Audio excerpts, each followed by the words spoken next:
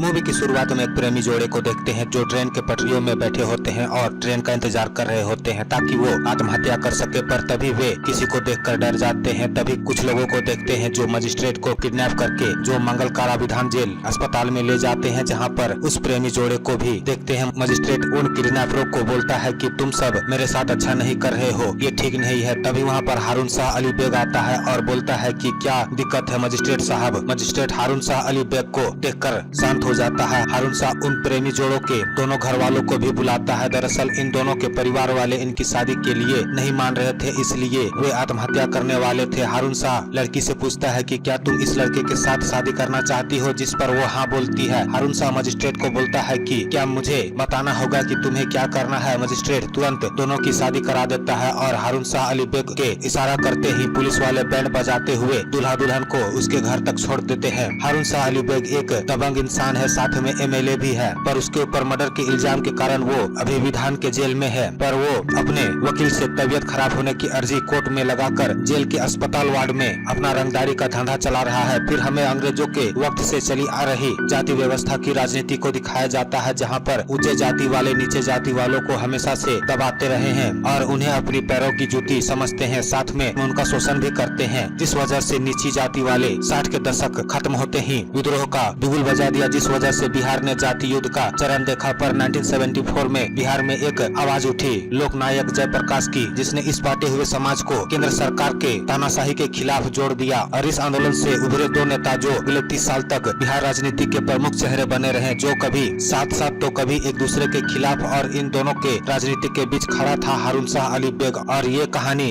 इसी की है। तभी कहानी पटना के 2010 में शिफ्ट होती है, जहाँ पर लखन राय और मुकुल कुमार एक दूसरे से मिलते हैं ताकि दोनों की पार्टी इस बार सत्ता में गठबंधन के साथ जीत हासिल कर सके। मुकुल कुमार लखन राय से बोलता है कि जीत के बाद हम ही मुख्यमंत्री बनेंगे। लखन राय बोलता है कि मुझे कोई दिक्कत नहीं है, पर डिप्टी विभाग हम ही रखेंगे। मुकुल ये भी बोलता है कि मुझे सभी शर्तें मंजूर है, पर यह गठबंधन तभी होगा जब तुम हारून शाह अली बेग को चुनाव लड़ने के लिए टिकट नहीं दोगे और मैं विधान से अपना कैंडिडेट इलेक्शन के लिए उतारूंगा, जिस पर लखन राय मान जाता है। लखन राय हारून शाह अली बेग से मिलने मंगल काराविधान जेल जाता है, जहाँ पर हारून शाह लखन राय से बोलता है कि सब ठीक तो है ना, जिस पर लखन राय बोलता है कि मुकुल मान तो गया है, पर वो तुम्हें इस बार विधान से चुनाव नहीं लड़ने देना चाहता, वो तुमसे पुरानी दुश्मनी निकाल रहा है। जिस पर हारून शाह अली बेग बोलता है कि आप ही ने मुझे इस राजनीति में लाया था और आपको पता भी है कि मुझे इलेक्शन लड़ना कितना जरूरी है, ये मेरी वर्चस्व की बात है। जिस पर लखन राय बोलता है कि तुम परेशान मत हो, मैं उसे मनाने की कोशिश कर रहा हूँ। उसके बाद सना को देखते हैं जो हारून शाह अली बेग की बेगम है, वो हारून शाह के लिए केक लाती है। दरअसल हारून शाह का आज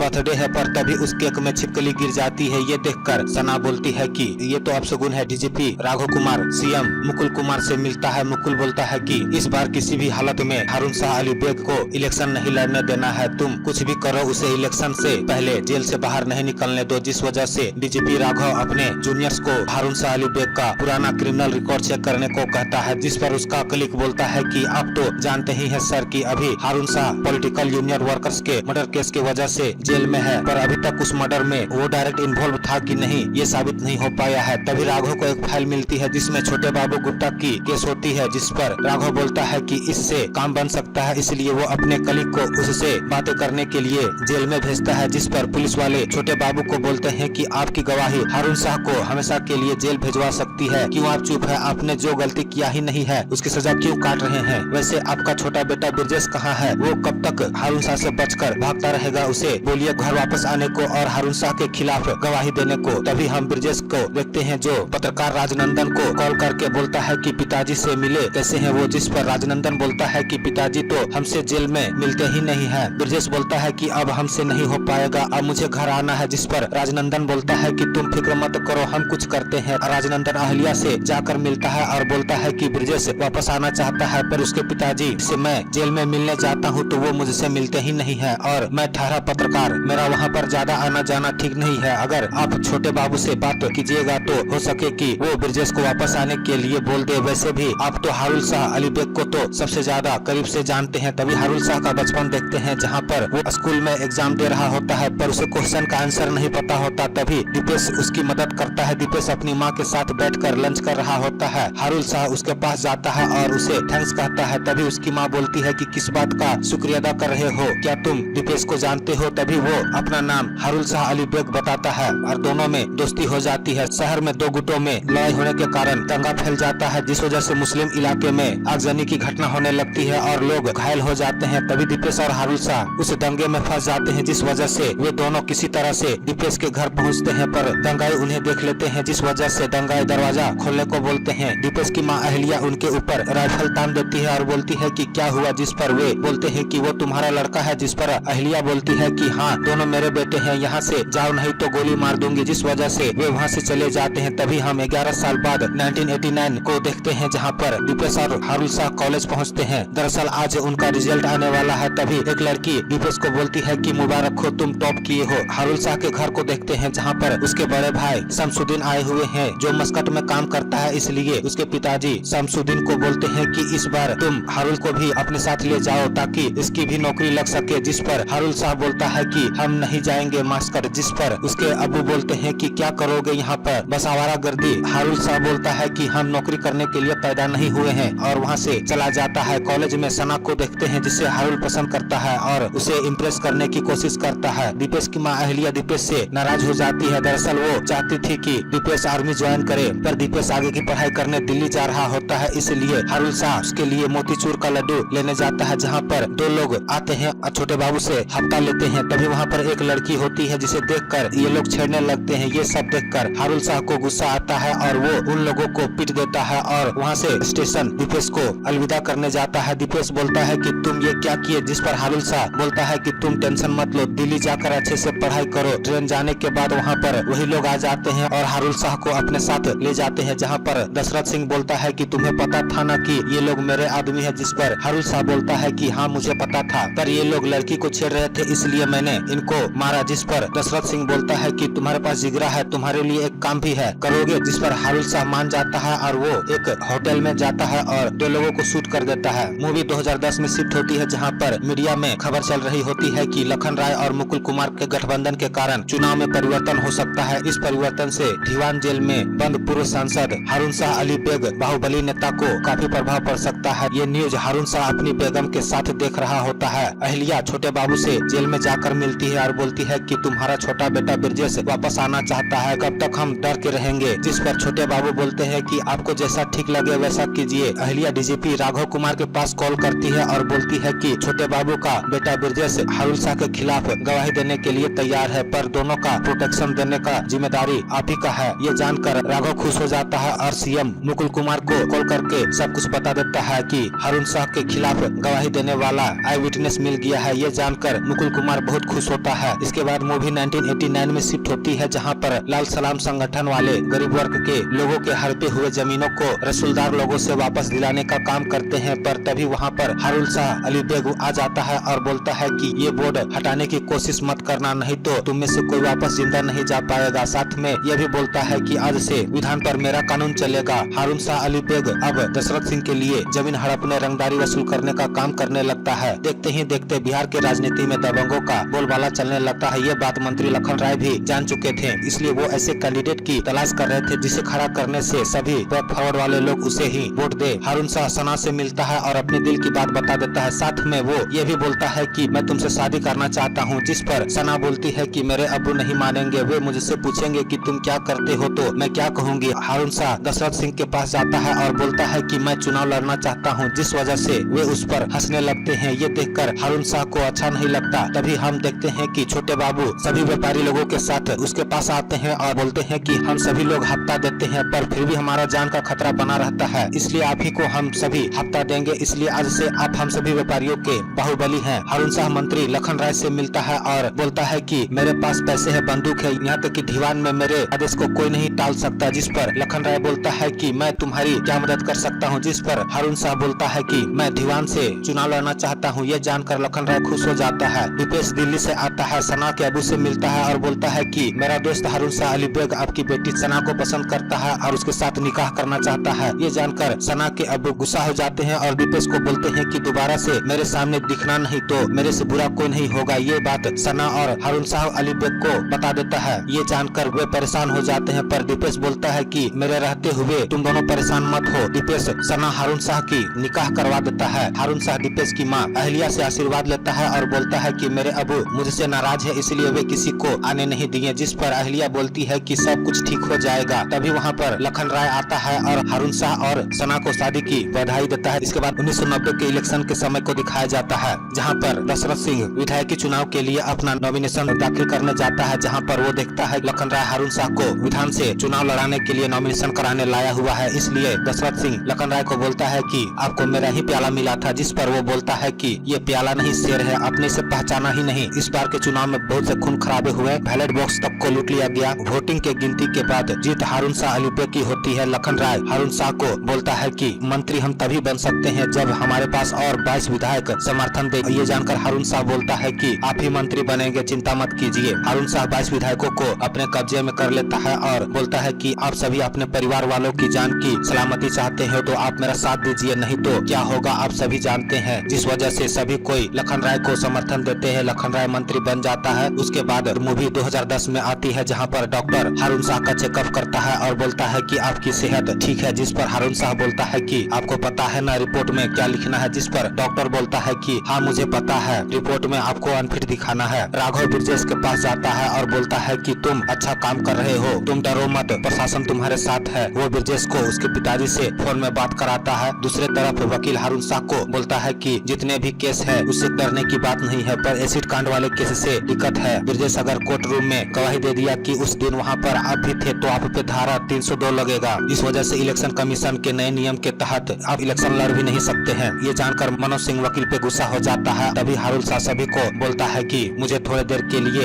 अकेला छोड़ दो। उसके बाद MGNU कॉलेज को देखते हैं, जहाँ पर दीपेश कॉलेज लीडर बन गया है। वो सभी को बता रहा होता है कि हमें बदलाव लाना होगा, कब तक ऊंची जाति वाले नीची जाति वालों का शोषण करते रहेंगे। अगर हमें डॉक्टर भीमराव अंबेडकर की एक समानता वाली बात को लाना है तो हमें नीचे वर्ग के लोगों के लिए लड़ना ही होगा। मैं भी निचले वर्ग से आता हूँ, मुझे पता है कि किस तरह से हमारा शोषण किया जाता है। तभी दीपेश को उसका सीनियर कृष्णा जी से मिलाता है और बोलता है कि ये भी MGNU से पढ़कर निकले हैं, ये लाल सलाम संगठन को चलाते हैं ताकि निचले लोगों के शोषण को रोक सके। कृष्णा जी दीपेश से बोलता है कि तुम बहुत अच्छे बोलते हो, साथ में तुम विधान से हो, इसलिए मैं तुमसे मिलने का सोचा। जिस पर दीपेश बोलता है कि आप भी विधान से हैं क्या, जिस पर कृष्णा बोलता है कि मैं विधान का नहीं हूँ, बस उसके बगल गोपालगंज का हूँ। साथ में वो ये भी बोलता है कि कब तक हम लोग हंसिया तमंचा और लाठी से AK-47 का सामना करते रहेंगे, इसलिए विधान के निचले वर्ग के लोगों के हक के लिए चुनाव लड़ने जा रहे हैं। जिस पर दीपेश बोलता है कि वहाँ का पुलिस प्रशासन क्या कर रहा है, जिस पर कृष्णा बोलता है कि ये सब जो करा रहा है उसमें पुलिस भी कुछ नहीं कर सकता। दरअसल इस सब के पीछे हारून शाह अली बेग का हाथ है, वो गरीब और निचले वर्ग के लोगों का जमीन छीन रहा है। जिस पर दीपेश बोलता है कि हारून शाह ये सब कर रहा है। कृष्णा बोलता है कि तुम तो उसे जानते ही होगे, वो तो तुम्हारा दोस्त है। संसद में विपक्षी पार्टी लखन राय की पार्टी में इल्जाम लगा रहे होते हैं कि लखन राय कितने सफाई से गांधी मैदान में सभी जनता के सामने बोले कि अब सामाजिक न्याय होगा, जबकि उन्हीं की पार्टी के MLA के ऊपर आपराधिक मामले दर्ज हैं। दीपेश को पता चलता है कि कृष्णा जी दीवान से चुनाव लड़ रहे थे, इसीलिए उनकी गोली मारकर हत्या कर दी गई। दीपेश ये जानकर अपने गर्लफ्रेंड को बोलता है कि मैं PhD नहीं करूंगा, मैं विधान से चुनाव लड़ूंगा। तभी मूवी 2010 में शिफ्ट होती है और ब्रिजेश को देखते हैं जो कोर्ट में एसिड कांड वाले केस की गवाही देने जा रहा होता है। इसलिए वो अपने पिताजी को कॉल करके बोल रहा होता है कि अब डरने की कोई बात नहीं है, हम गवाही देने जा रहे हैं, पुलिस भी हमारे साथ है। तभी एक ट्रक ब्रिजेश की कार को टक्कर मार देता है, जिस वजह से उसकी मौत हो जाती है। पत्रकार राजनंदन अहलिया को फोन करके बोलता है कि सब कुछ खत्म हो गया। ये जानकर अहलिया टूट जाती है, राघव भी शॉक्ड हो जाता है। तभी मूवी 1995 में शिफ्ट होती है और हम दीपेश को देखते हैं जो दीवान वापस आ गया है। वो अपने घर जाता है, जहाँ पर उसकी माँ बोलती है कि तुम यहाँ पर क्यों आए हो। वो नहीं चाहती कि दीपेश यहाँ पर रहे, जिस पर दीपेश बोलता है कि यहाँ पर इतना सब कुछ हो गया और तुमने मुझे कुछ बताया ही नहीं। जिस पर अहलिया बोलती है कि तुम इन सब चीजों में मत पड़ो। जिस पर दीपेश बोलता है कि मुझे जो करना है वो मैं करके रहूंगा। हारून शाह अली बेग लखन राय से मिलता है। लखन राय बोलता है कि इस बार कुछ बड़ा करना है, हम इस बार लोकसभा का चुनाव लड़ेंगे, तुम बनोगे MP और हम बनेंगे PM, पर इसके लिए बहुत खर्चा होगा। जिस पर हारून शाह बोलता है कि आप ये सब मेरे ऊपर छोड़ दीजिए। साथ में लखन राय उसे अपने साले शंभू से मिलवाता है, जिस पर लखन राय शंभू को बोलता है कि तुम तो इन्हें जानते ही होगे। जिस पर शंभू बोलता है कि हाँ ये तो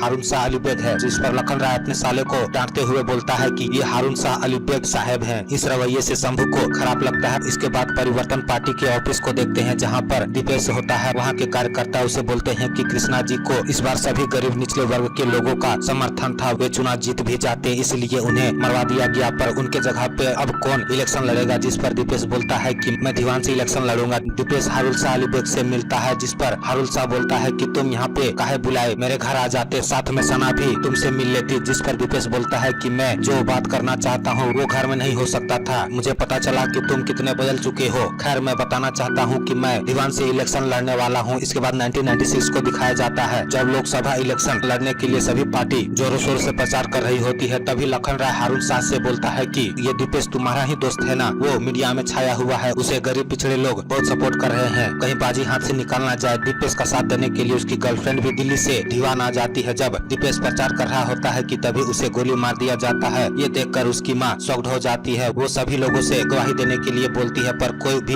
उसका साथ नहीं देना चाहता। छोटे बाबू अहिल्या से बोलते हैं कि इतना बड़ा इल्जाम हारून शाह के ऊपर नहीं लगाया जा सकता, जिस पर अहिल्या बोलती है कि उसकी इजाजत के बिना दीवान में गोली नहीं चल सकती। लखन राय इलेक्शन जीत जाता है और अपने कैबिनेट के साथ राष्ट्रपति ऑफिस जाने की तैयारी कर रहा होता है ताकि वो अपना सरकार बना सके। पर तभी वे सभी न्यूज में देखते हैं कि अपोजिशन के मुकुल कुमार ने मीडिया के सामने उसके 900 करोड़ के चारा घोटाले फाइल को सबके सामने रख दिया है, जिस वजह से लखन राय को अरेस्ट कर लिया जाता है। पर जेल जाने से पहले मुख्यमंत्री का पद अपने पत्नी श्रीमती फूलमती को सौंप देते हैं। ये देखकर हारून शाह को बुरा लगता है। सरकार बनने के बाद हारून शाह दीवान के लिए एक बड़ा सा अस्पताल बनाने वाला होता है। इसके लिए उसे जेपी चौक की जमीन की जरूरत होती है जहाँ पर व्यापारी लोगों का दुकान है। वे सभी को बुलाता है और उन्हें डबल पैसे देने का ऑफर देता है और कल तक जमीन के पेपर साइन कर देने को बोलता है। छोटे बाबू का सबसे छोटा बेटा ब्रजेश इसके लिए नहीं मानता, वो अपने बाबूजी को मना करने को बोल देता है। हारून शाह मुख्यमंत्री श्रीमती फूलमती जी से मिलने जाता है ताकि हॉस्पिटल के फाइल को आगे बढ़ाया जा सके। पर शंभू हारून शाह को मंत्री जी से मिलने नहीं देता। वो बोलता है कि मंत्री मैडम अभी बिजी है, जब वो फ्री हो जाएंगी तब मैं बता दूंगा कि आप मिलने आए थे। हारून शाह के पास मनोज का कॉल आता है। वो बोलता है कि छोटे बाबू ने जमीन के पेपर में साइन करने से मना कर दिया है, जिस वजह से हम लोगों की उनके साथ हाथापाई हुई। इसी बीच उसके बेटे ने हमारे लड़के के ऊपर एसिड फेंक दिया है। ये जानकर हारून शाह गुस्सा हो जाता है। मनोज छोटे बाबू के तीनों लड़कों को सुनसान से जगह पर ले जाता है जहाँ पर हारून शाह आता है और छोटे बाबू के 2 लड़कों के ऊपर एसिड डलवा देता है। ये देखकर ब्रजेश डर जाता है और उनसे बचते हुए भागने में कामयाब हो जाता है। छोटे बाबू के घर को देखते हैं जहाँ पर वो अपने दोनों बेटों को खोने के कारण दुखी होता है। अहिल्या छोटे बाबू को बोलती है कि कब तक हम लोग चुपचाप रहेंगे, अगर हमने अभी पुलिस कंप्लेन नहीं किया तो हमारे साथ ऐसा ही होता रहेगा। छोटे बाबू पुलिस कंप्लेन के लिए मान जाता है पर तभी पुलिस वाले वहाँ पर आते हैं और छोटे बाबू को बोलते हैं कि तुमने जिसके ऊपर एसिड डाला था वो मर चुका है, उसके 2 चश्मदीद गवाहों ने तुम्हारे खिलाफ गवाही दी है, इसलिए तुम्हें हमारे साथ चलना होगा। मूवी 2010 में शिफ्ट होती है जहाँ पर छोटे बाबू अपने सबसे छोटे बेटे ब्रजेश का दाह संस्कार कर रहे होते हैं। राजनंदन राघव से मिलता है और एक वीडियो क्लिप दिखाता है जिसमें ब्रजेश ने कोर्ट जाने से पहले एसिड कांड का बयान रिकॉर्ड किया था। वो बताता है कि 16 अगस्त 2001 की रात में हारून शाह, अली बेग और उसके लोगों ने हमारे 2 भाई सतीश और गिरीश को तेजाब से जिंदा जला दिया था। ये एविडेंस देखकर राघव खुश हो जाता है। वो इसे मीडिया वालों को दे देता है, जिस वजह से सुप्रीम कोर्ट ये आदेश देती है कि हारून शाह को रिमांड में लिया जाए, साथ में वो कभी भी भविष्य में चुनाव नहीं लड़ सकता। राघव हारून शाह को अरेस्ट करने जाता है। तभी हारून शाह बोलता है कि लगता है कि आप पुराने बातों को भूल गए हैं। तभी मूवी 2001 में शिफ्ट होती है जहां पर हम देखते हैं कि जेल में छोटा बाबू राघव को स्टेटमेंट देता है कि हारून शाह ने मेरे दोनों बेटों के ऊपर एसिड डालकर जान से मार दिया है, जिस वजह से राघव हारून शाह को अरेस्ट करने जाता है। पर सभी के सामने हारून शाह राघव को थप्पड़ मार देता है और वहाँ से चला जाता है। सभी पुलिस वाले डीजीपी राघव को बोलते हैं कि सर आप आदेश दीजिए, हम इसका बदला लेकर रहेंगे। ये जानकर राघव सभी फोर्स को लेकर हारून शाह के घर के लिए निकल जाता है, पर उनका एक पुलिस वाला उनसे मिला हुआ होता है, इसलिए वो हारून शाह को सब कुछ फोन करके बता देता है। हारून शाह अपने सभी लोगों को गन लेकर तैयार रहने को बोलता है। साथ में वो अपनी बीबी को बोलता है कि मैं जब तक न कहूँ तब तक तुम यहाँ से हिलना नहीं। राघव उसके घर जाता है जहाँ पर दोनों तरफ से फायरिंग होने लगती है, जिस वजह से हारून शाह अपनी बीबी और बच्चों के साथ वहाँ से भागकर नेपाल चला जाता है। सना हारून को बोलती है कि ये कैसा हो सकता है कि इस बारे में लखन राय और मुख्यमंत्री श्रीमती फूलमती जी को इस बारे में पता ही नहीं होगा। अच्छा हुआ कि ये सब हुआ, नहीं तो हम नहीं जान पाते कि अपने कौन है और पराये कौन। लखन राय को चारा घोटाले से बाइज्जत